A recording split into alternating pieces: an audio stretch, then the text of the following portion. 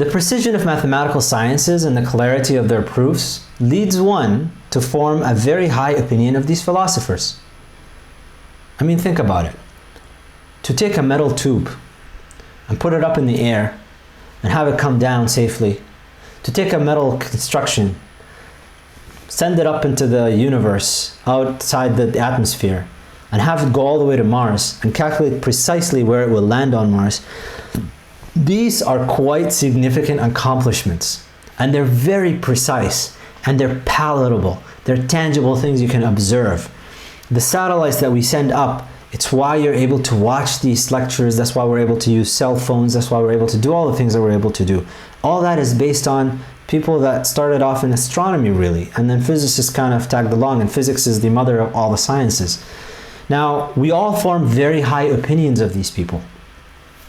Now, due to having a high opinion, one in turn assumes that all their sciences have the same lucidity and apodictic solidity as mathematics. What does this mean? Think about the trust that you have in biologists, for example, when they speak about the theory of evolution. The belief that you have in the theory of evolution. The reason you have this trust in them is not because they have demonstrated things with the same lucidity and the same palatable nature that you have with physicists. In fact, your trust is with the physicists. That trust was extended in turn to other sciences. And so anybody that says they're a scientist, they're going under the umbrella, the trust umbrella that we have for the physicists, for the astronomers. So we assume that everybody else is going to have the same level of demonstration, the same trust. We should give them the same trust and same deference. Now, if you look at, that's now a problem within science itself. The demonstrability of the science in biology is not necessarily always the same as it is in physics, in astronomy. And so we have a problem there. But then there is the other problem that Imam al-Ghazali alludes to, which is, since many are atheists and have disdain for religion, the admirer will, out of pure conformity, cease to believe. I mean, think about it. Richard Feynman, Einstein, Albert Einstein, you have all of these major kind of figures that were atheists. Very, very smart individuals who are astronomers and physicists, theoretical physicists, that are atheists. So you admire them because their work has impacted your life. I mean, you are benefiting from their work in a very tangible way. So, what do you say? If religion were true, this would not have been known to these unknown to these philosophers, given their precision in the science. In other words, you want to tell me, I mean, this is an argument from an atheist perspective.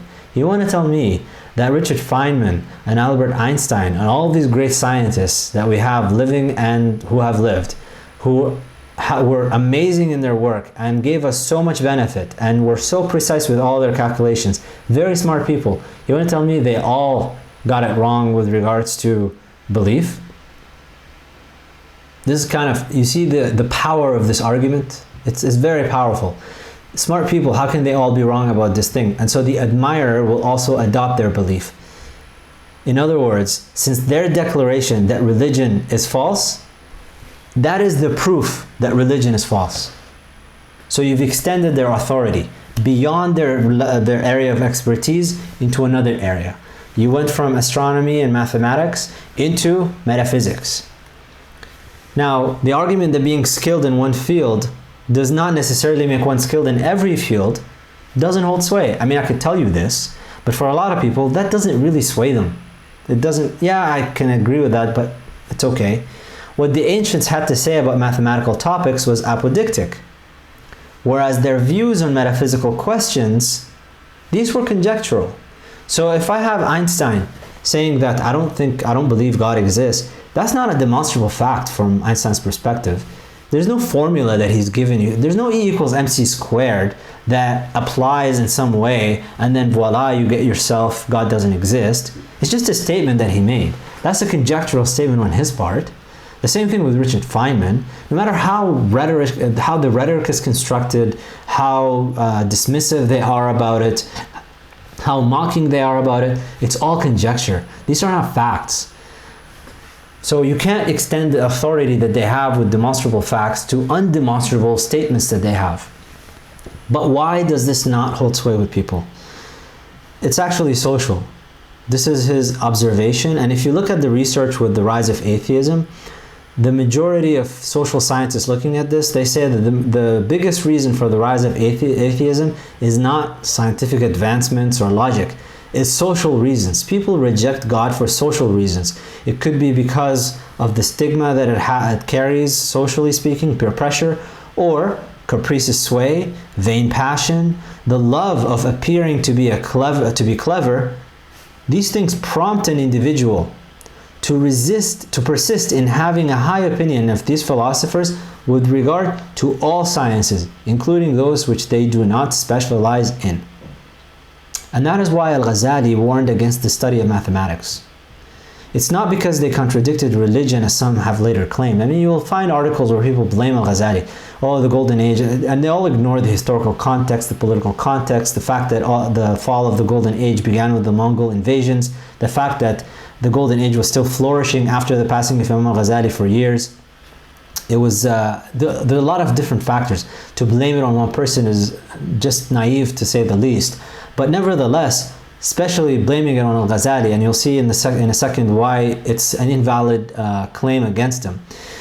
His problem was, and you'll find this with Muslim scholars generally, and anybody that deals with the spiritual state of Muslims, spiritual leaders, Muslim leaders.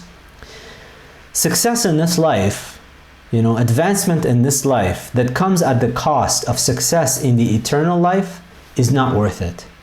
And so from Al-Ghazali's perspective, and from a Muslim perspective generally, if winning here means winning in the dunya means losing in the akhirah, we would rather lose in the dunya so that we would win in the akhirah. That's the position that he had. So his issue was not with mathematics per se, it was with the social conditions that go around it. And so unless you provide another way out, his solution for it was, if you're not somebody who really has to do this, stay away from it. And these mathematicians, stay away from them because they will influence you in other ways. It's not that their math is wrong, it's that their beliefs are wrong. And their precision in their field is going to impact your opinion of them, and therefore your acceptance or rejection of their claims in other fields.